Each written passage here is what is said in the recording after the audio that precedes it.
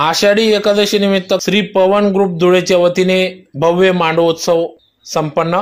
याबाबत वृत्त असे की आज दिनांक 17 जुलै 2024 रोजी आषाढी एकादशी निमित्त दरवर्षी सालाबादाप्रमाणे खंडेराव मंदिर ते मरीमाता मंदिर अशी भव्य मांडव उत्सव पार पडत असतो। तर यावेळेस सदर या मांडव उत्सवाचा समारोप मरीमाता गल्ली नंबर 7 येथे आईला साडी चोळीचा आहेर देऊन ओटी भरून या ठिकाणी विधिवत पूजा करण्यात येत असते। तर अतिशय उत्साहात ढोल ताशांच्या गजरात 12 पावले नृत्य सादर करत या ठिकाणी भाविक या मांडव उत्सव उत्साहात पार पाडित असतात।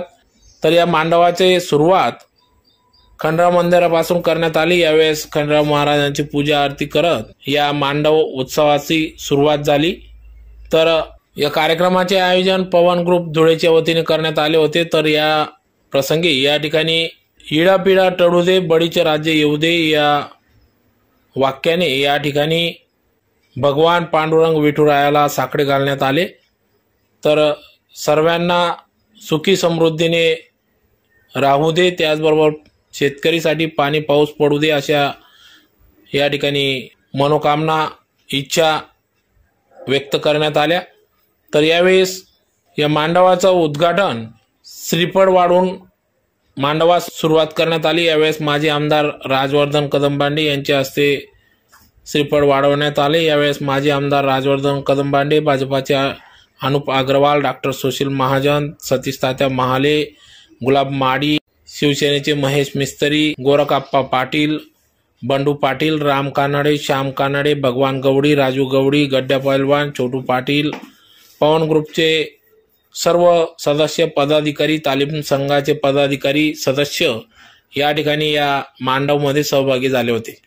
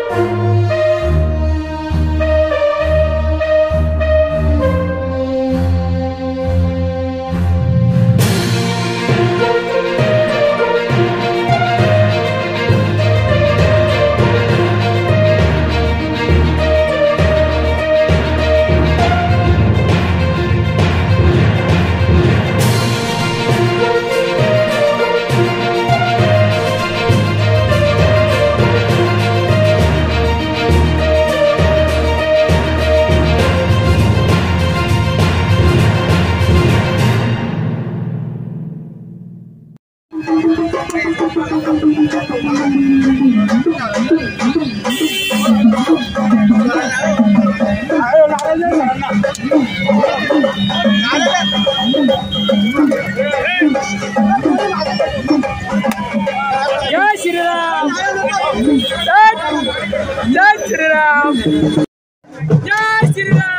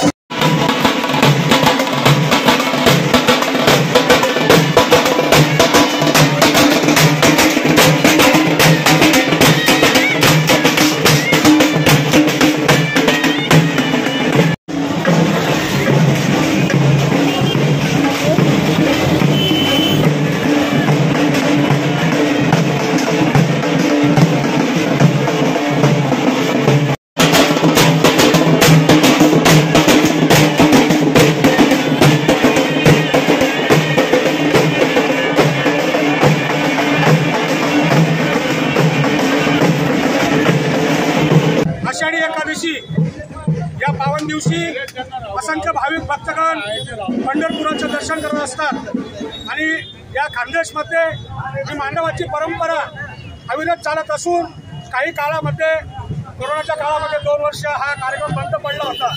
ही आपली खानदेशची संस्कृती, या संस्कृतीचं महत्त्व आषाढी एकादशी असते आणि श्रावण महिन्याला सुरुवात होणार असते, चातुर्मासाला प्रारंभ होणार असतो।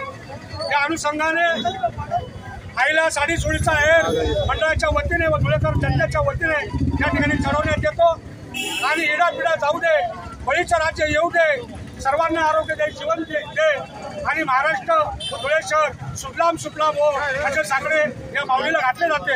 आणि ही परंपरा पवन ग्रुपच्या माध्यमातून राम पहलवान, जगदीश पहलवान व सर्व पदाधिकारी हे करतात आणि या अनुषंगाने आज त्रिवेणी संगमाचा योग आलेला आहे तात्यासाहेब, आणि तो म्हणजे राम पहलवान आणि श्याम पहलवान यांचा वाढदिवस सुद्धा आज होत आहे। आई भगवती त्यांना उदंड व निर्वायुष्य देव अशी सर्व मान्यवरांच्या वतीने त्यांना शुभेच्छा देतो। या मांडवाला अत्यंत महत्त्व असतं, सर्वांनी शांततेने शिस्ततेने आपापला नाच करायचा आहे, बाराभावली वगैरे असते, तर सर्वजण आमच्या विनंतीला मान देऊन उपस्थित झाले, त्याबद्दल पवन ग्रुपच्या वतीने त्यांचे शब्दशः आभार, जय हिंद, जय महाराष्ट्र।